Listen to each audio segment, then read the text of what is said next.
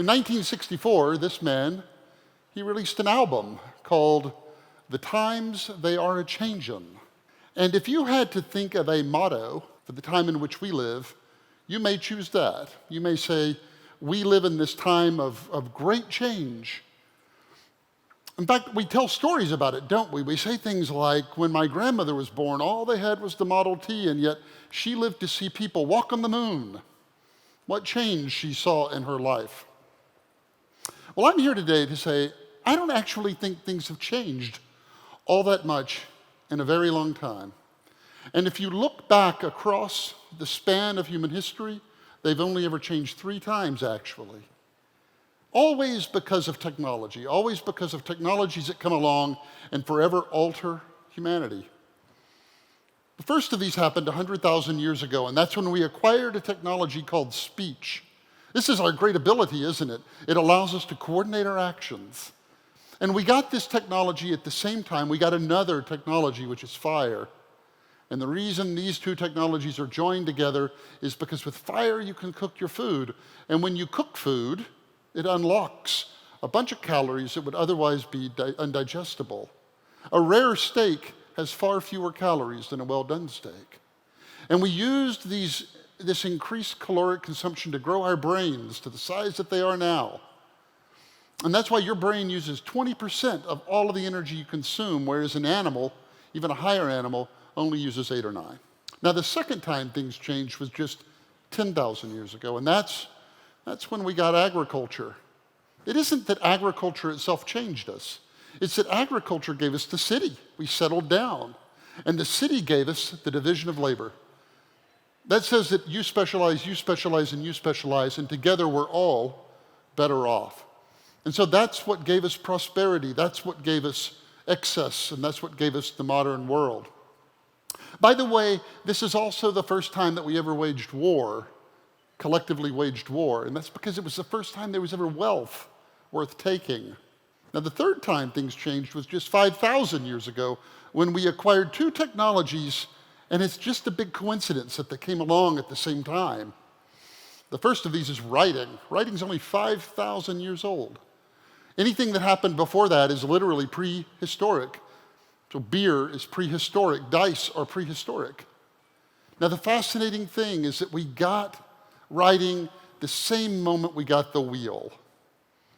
And the reason those 2 technologies changed us forever is because with those 2 technologies, you have everything you need for a nation state. You can promulgate laws, enforce borders, and all of the rest. And that's why 5,000 years ago, you can almost set your clock by it, all over the world, great empires emerged out of nowhere.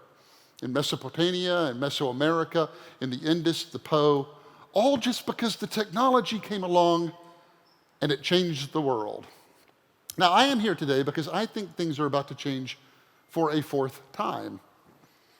And if I had just started off by saying, I think things are about to change, well, what news is there in that? But if you say things are going to change in a way they've only ever changed 3 times in history, and one of them is when we got speech, well, that's worth paying attention to.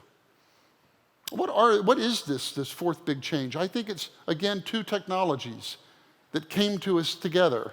The first is artificial intelligence, a method by which we take human thought and we outsource it to machines. And the other is robotics, where we take human action and outsource it to machines. And the thought that may be percolating to the top of your brain is, well, if we take thought and action and get machines to do it, then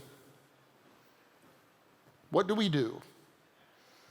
I want to point out that it took us 5,000 years to get from the wheel to the moon. We would make it to the moon, by the way, before anybody thought to attach the wheel to luggage. But that change didn't happen linearly, did it, over that 5,000 years? We weren't halfway to the moon 2,500 years ago. Far from it, right? We had just broken the sound barrier 15 years, 20 years earlier. I mean, think about it. The man who did that, Chuck Yeager, is still alive, and he knew one of the Wright brothers. And that's what happens. For 4,900 years, we remained tethered to the planet. Then the Wright brothers, then Chuck Yeager, then we're on the moon in the blink of an eye. And that's the moment in time that we find ourselves. I am fascinated by inventors. This is the man who invented the telephone. Good thing to have on your resume, I'm sure. This is Tesla, maligned in his own time, revered in our own. This is Tim Berners-Lee, inventor of the web. And I'm only going to show one graph in this entire talk, and it is this one. This is per capita world income for the last 2,000 years. Average individual income over the last 2 millennium. And you can see that for 1,750 years, nothing happened. And then all of a sudden, that line turned and shot upward.